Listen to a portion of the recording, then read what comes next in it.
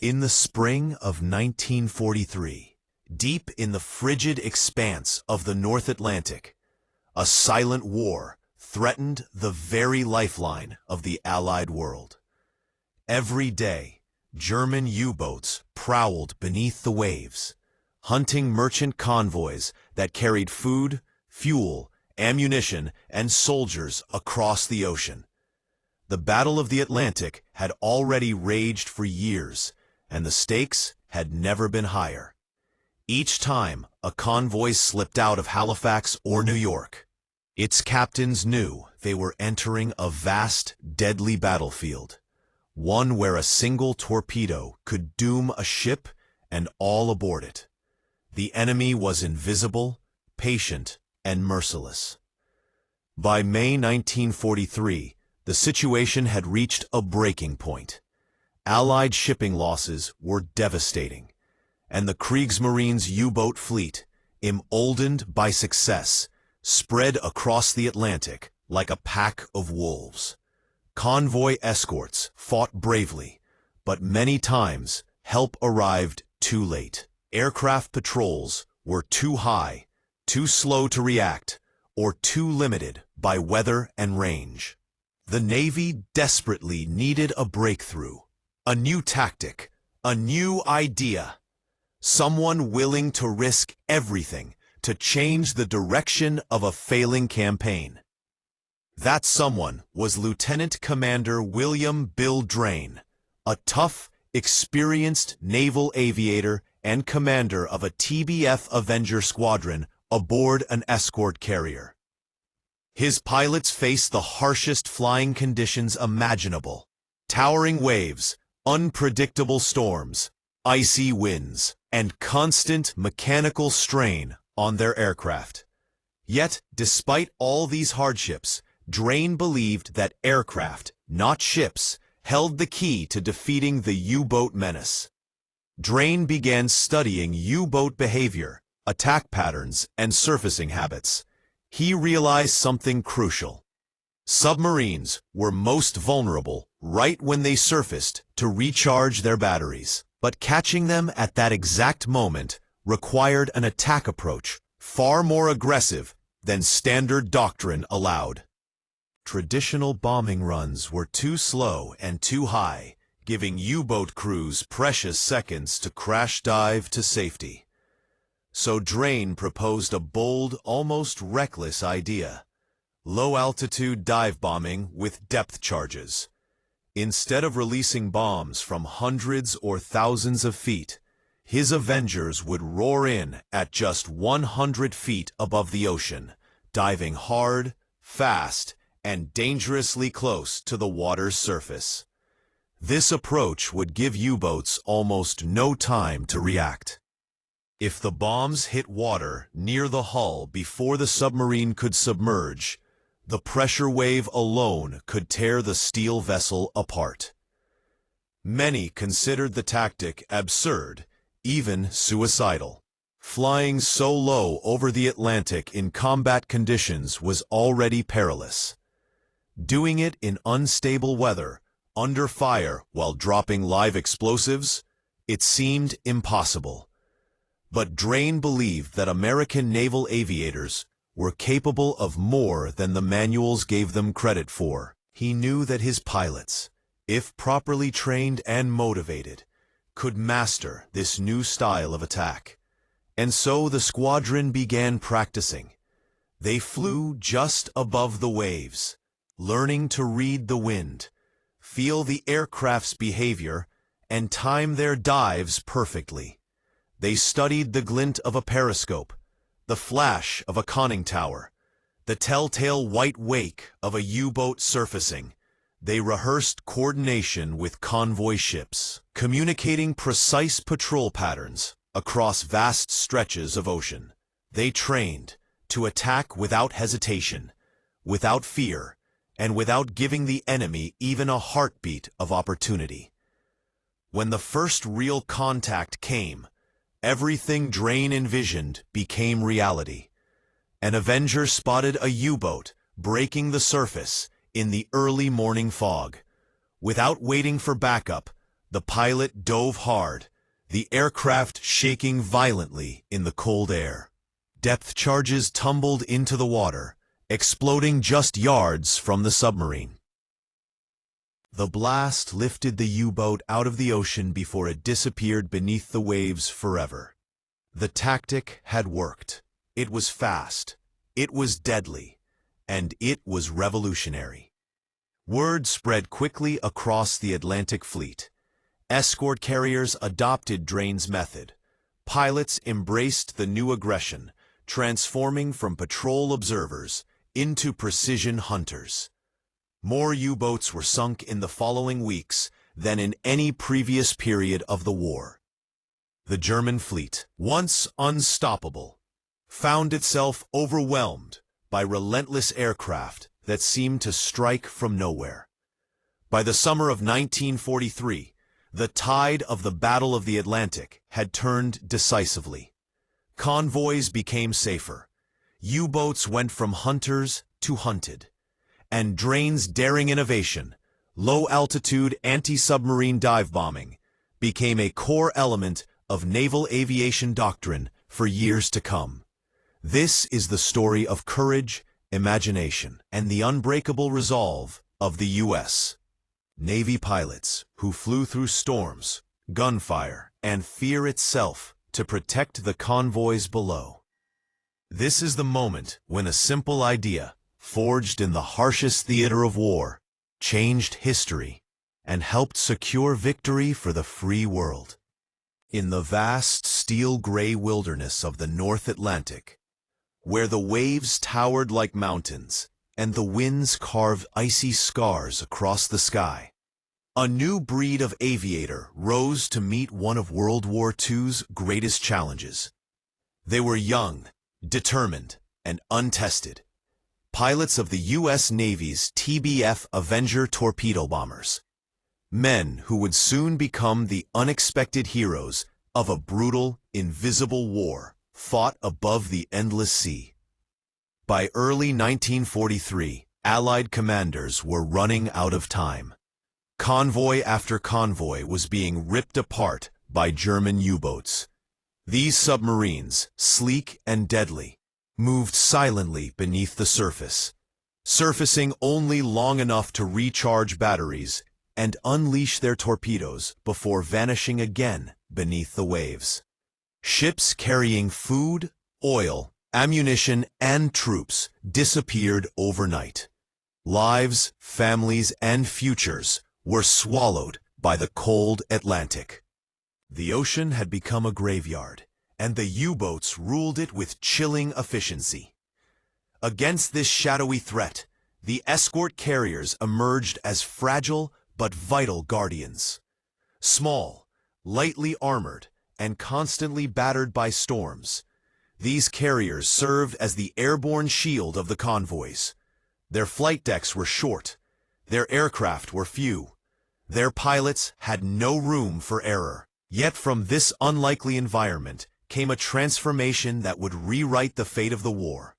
The Avenger squadrons assigned to escort carriers were not pampered or privileged. They faced exhausting conditions, impossible weather, brutal schedules, maintenance nightmares, and the constant knowledge that one mistake meant death. But they were innovators by necessity, and it was in these dangerous, unpredictable skies that a new approach to anti-submarine warfare took form. Each pilot learned to live on alert. They studied the ocean as if it were a living, breathing opponent. They memorized the behavior of U-boats, how long they stayed submerged, how quickly they crash-dived, the shape of their wakes, the angle of their conning towers. They trained in storms so violent that raindrops felt like bullets against the canopy. They learned to fly low enough that the spray from the waves slapped the underside of the Avenger's wings. Aggressive flying style demanded more than skill, it required nerve. Flying at 100 feet over the roaring sea was nothing short of terrifying. One sudden downdraft, one unexpected swell, and a pilot could find himself plunging straight into the Atlantic. Yet these aviators embraced the danger, knowing that it was the only way to catch a U-boat before it disappeared beneath the waves. The turning point came in the spring of 1943. A squadron flying Avengers spotted a U-boat surfacing near a convoy, most likely preparing to attack under cover of fog. Within seconds, a pilot rolled into a dive so steep that the ocean rushed upward like a wall of black water. The Avenger swooped down, engines howling, wind tearing at the fuselage. Depth charges tumbled into the sea. The detonations threw massive columns of water skyward, and when the spray cleared, the U-boat was gone, destroyed before it could escape. News of such victories electrified the Atlantic fleet. Suddenly, this small band of escort carrier pilots became the spearhead of the Allied counterattack. Their tactics spread rapidly, reshaping the entire strategy of anti-submarine warfare. Other squadrons adopted drain-style low-altitude runs. Radar and sonar improved. Communication between ships and aircraft tightened. The sky, once merely a place for patrols, became a battlefield where the U-boats could no longer hide. Day after day, Avenger pilots launched from their carriers, regardless of the weather. They flew into fog banks that swallowed their aircraft whole. They endured freezing cockpit temperatures, engine failures, and constant radio static. They searched for periscope wakes, oil slicks, or even the faintest shadow beneath the waves. Many missions ended with nothing but empty ocean and exhaustion. Others ended in dramatic strikes that sent entire U-boat crews to the depths. These were not glamorous battles. There were no cheering crowds, no newsreel glory, no medals pinned in front of cameras. The war at sea was quiet, deadly, and largely unseen. But the pilots knew the importance of every mission, every patrol, and every hour spent scanning the waters. Every submarine stopped meant convoys saved. Every convoy saved meant factories supplied, armies fed, and nations kept alive. By the summer of 1943, the effect was undeniable. U-boat losses mounted. Convoys grew safer. Ship sinkings dropped dramatically. The German submarine force, once confident and dominant, found itself outnumbered, outmatched, and overwhelmed. The hunters had become the hunted, and much of that shift could be traced to the relentless persistence, creativity, and courage of the Avenger crews. These pilots didn't just change tactics, they changed the direction of the entire war in the Atlantic. They helped restore the balance in a campaign that had nearly doomed the Allied cause. Their victories, often claimed in isolation over miles of empty ocean, played a central role in securing the supply lines that fueled the liberation of Europe. This is their legacy, a legacy of ingenuity, bravery, and relentless determination. A legacy forged in freezing winds, crashing waves, and the roar of radial engines, and a legacy that turned the tide of one of World War II's most critical battles. Far from the headlines and far from the crowds that filled the cities of America, a quiet and deadly war unfolded across millions of square miles of open ocean. It was a war with no front lines, no trenches, and no visible enemy. Only silence, suspense, and the endless rhythm of the waves. This was the Battle of the Atlantic, and at its heart stood a group of unlikely heroes, the pilots of the U.S. Navy escort carriers. These carriers were not the powerful fleet giants that captured public imagination. They were compact, lightly armored, and constantly tossed around by the winter gales of the North Atlantic. Their flight decks were so short that one wrong gust of wind could throw a launching aircraft into the sea. Yet these ships became the backbone of Allied strategy, carrying Avengers that proved decisive against the German U-boat threat. Life aboard an escort carrier was harsh and unforgiving. Pilots slept in cramped quarters, while engines roared through thin walls. The smell of oil, salt water, and exhaust filled the air. Every launch felt like a gamble.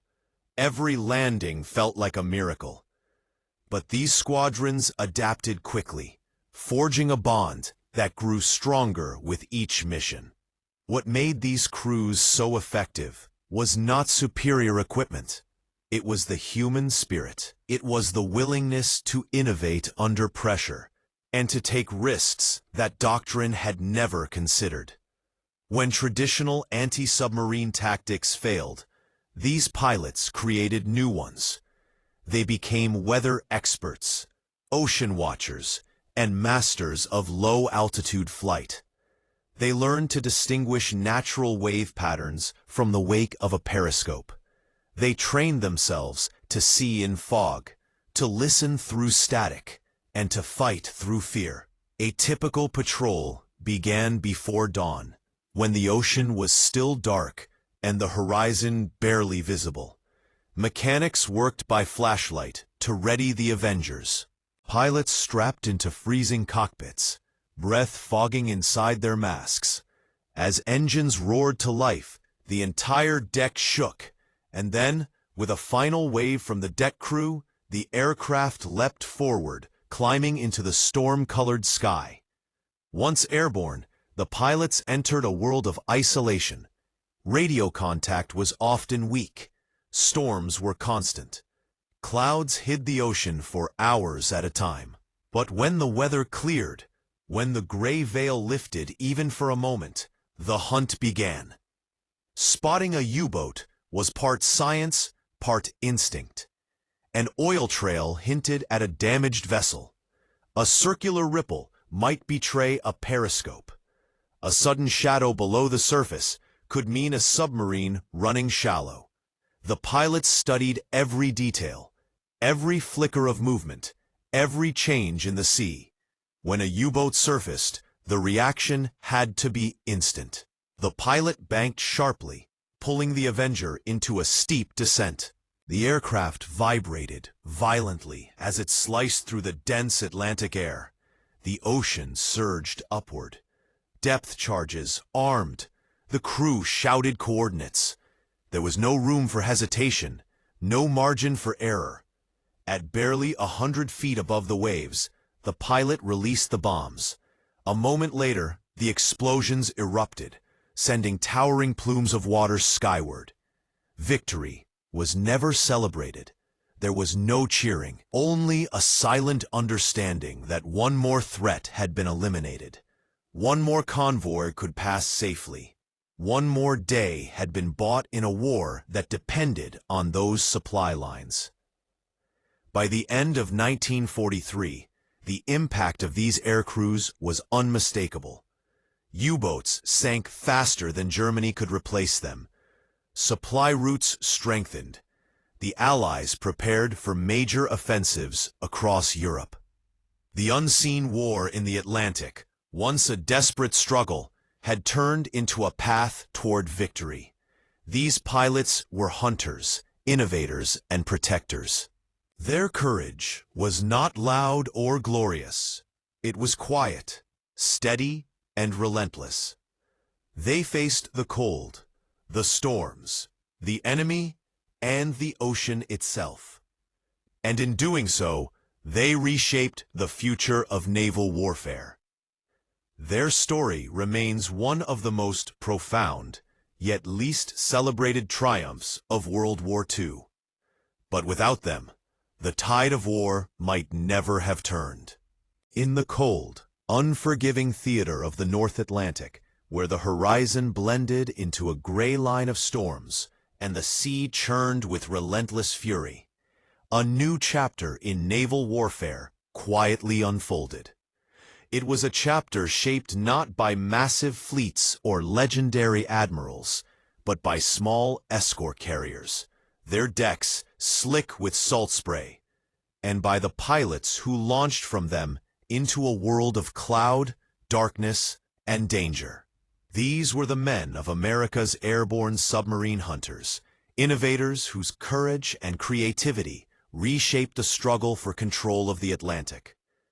At the beginning of 1943, victory seemed far from certain. German U-boats roamed the Atlantic with unnerving confidence, sinking merchant ships at a rate the Allies could scarcely replace. Convoys carrying vital supplies, bread, oil, ammunition, steel, disappeared beneath the waves, often without warning. Entire crews vanished, swallowed by the icy depths. The sea became a vast battleground where no one could see the enemy until it was too late. To counter the U-boat threat, the United States turned increasingly to escort carriers, small, often hastily converted ships that were never intended to be front-line war machines. Their flight decks were short, their speed limited, and their defensive armament minimal. Yet they carried something Germany had not anticipated: aircraft capable not only of spotting submarines from the sky, but of hunting them down with a precision and aggression that defied conventional doctrine. The workhorse of this new airborne force was the TBF Avenger, a rugged torpedo bomber with long wings, a deep fuselage, and a crew of 3 who depended on one another for survival. Inside its metal skin, pilots and gunners endured freezing temperatures, bone-rattling turbulence, and the constant threat of mechanical failure. But they also carried something far more dangerous: depth charges and the willingness to fly low enough to place them exactly where they were needed. The shift toward low-altitude anti-submarine warfare did not happen overnight. It grew quietly, out of observation, frustration, and necessity. Pilots learned through experience that attacking from high altitude simply gave U-boats too much time to escape. These submarines could dive in seconds, disappearing beneath a layer of water thick enough to scatter bombs harmlessly. The answer seemed simple in theory: attack faster, attack lower, attack before the enemy even understood what was happening. But flying low over the storm-thrashed Atlantic was like dancing on a knife's edge.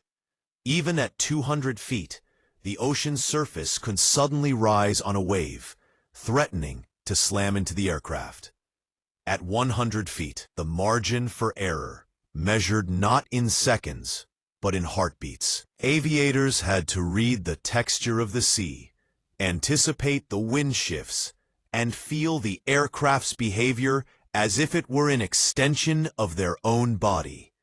And they had to do it all while hunting one of the deadliest predators of the war.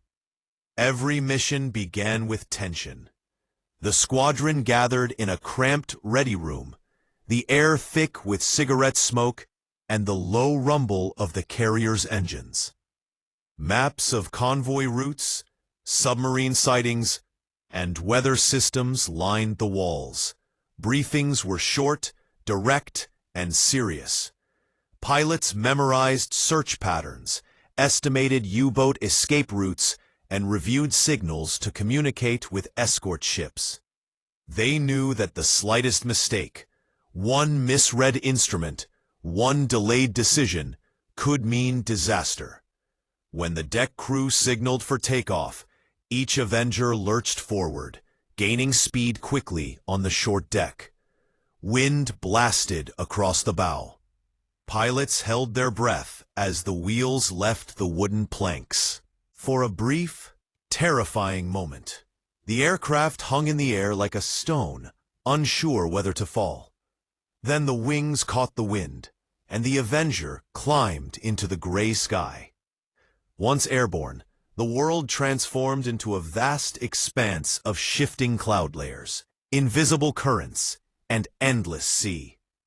The pilots flew patrol patterns that stretched across hundreds of miles, scanning the water below for any sign of the enemy.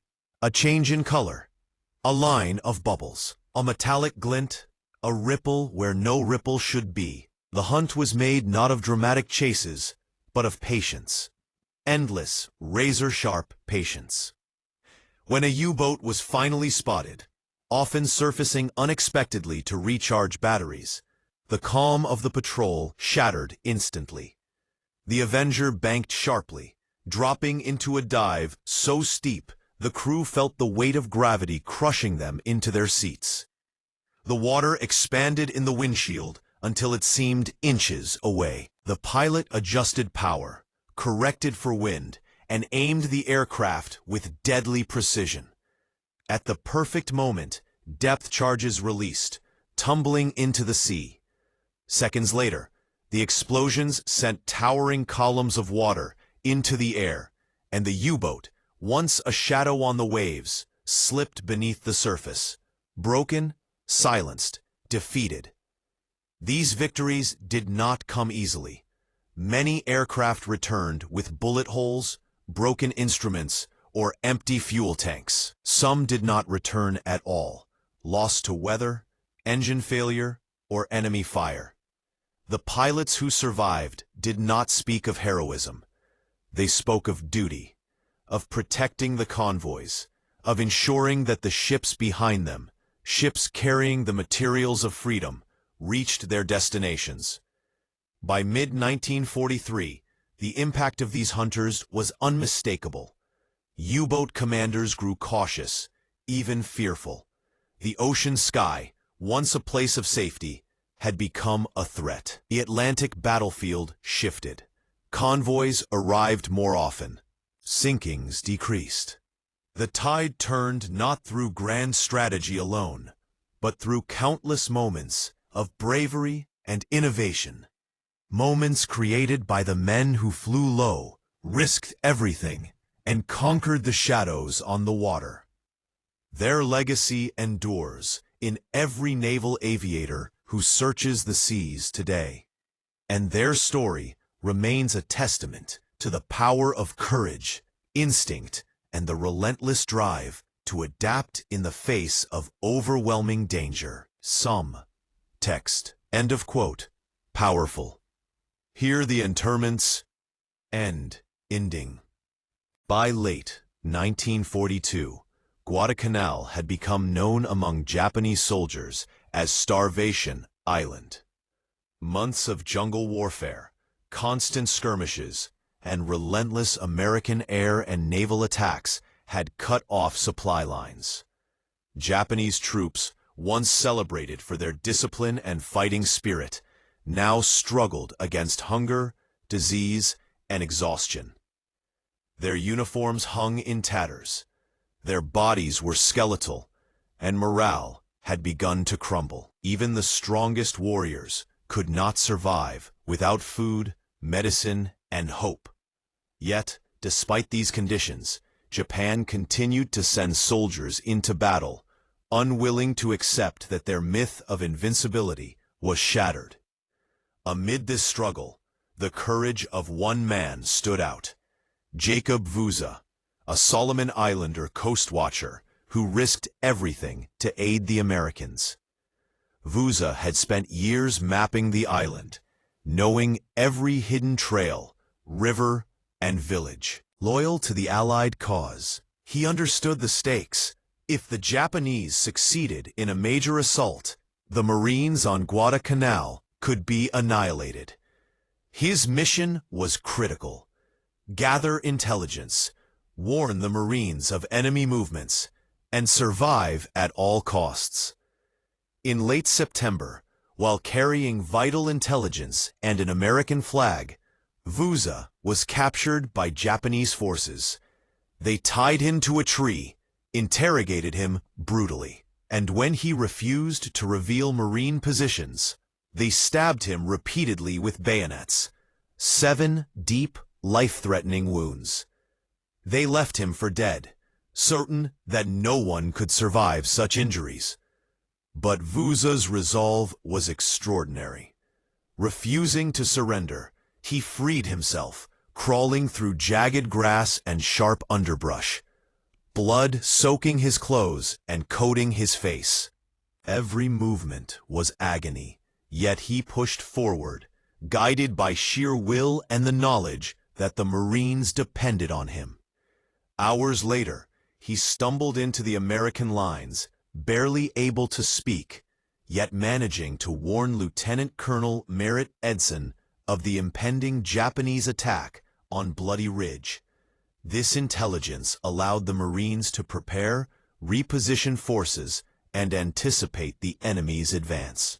Vouza's actions directly saved countless lives and prevented a catastrophic breach of the American perimeter. Despite his near-fatal injuries, he became a symbol of courage, loyalty, and determination that transcended nationality. Meanwhile, the Japanese troops continued to suffer.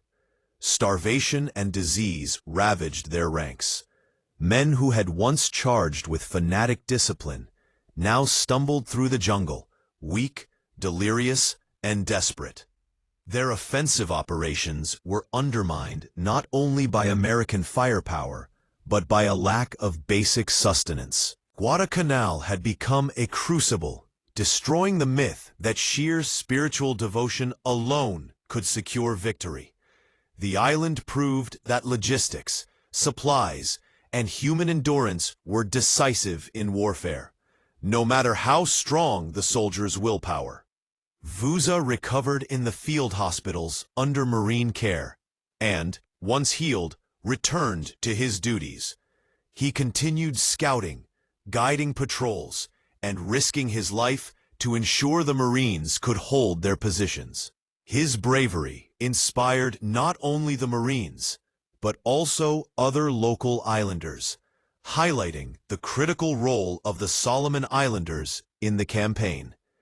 Vouza's story reminds us that heroism in war is not measured by nationality or uniform, but by courage, sacrifice, and an unwavering commitment to a cause greater than oneself. By the end of the campaign, Guadalcanal was secured by the Americans. The Japanese army had suffered severe losses, its myth of invincibility destroyed not solely by firepower, but by starvation, attrition, and the unwavering determination of men like Basilone, Edson, and Vouza. The island had proven a generation of young Americans could endure unimaginable conditions, fight relentlessly, and overcome a supposedly superior enemy. Guadalcanal would be remembered as the place where courage, perseverance, and human spirit decisively turned the tide of the Pacific War.